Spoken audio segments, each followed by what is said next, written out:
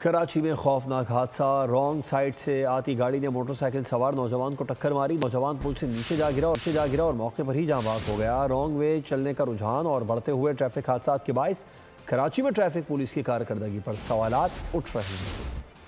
ये दिल दहला देने वाला हादसा पेश आया कराची नीपा चुरंगी वाले पुल पर, जहां रॉन्ग वे आती गाड़ी से मोटरसाइकिल सवार टकरा गया। नौजवान पुल से नीचे जा गिरा, लेकिन हादसे का सबब बनने वाली गाड़ी में बैठा शख्स बाहर नहीं निकला। उसने गाड़ी बाइक के साथ से गुजारी और रॉन्ग वे से ही आगे चल दिया। हादसे के बाद राहगीर जमा हुए नौजवान को उठाया, जिसे हॉस्पिटल। ये वाकया 19 मार्च की शाम 4 बजे पेश आया, लेकिन सवाल ये है कि मसरूफ इलाकों में गाड़ियां रॉन्ग वे चलाई जा रही हैं। ऐसे में ट्रैफिक पुलिस कहाँ थी? शहर कायद में रॉन्ग वे गाड़ी चलाने का रुझान बढ़ता जा रहा है। ऐसे में मुताल्लिका महकमा की खामोशी लम्हा फिक्रिया है।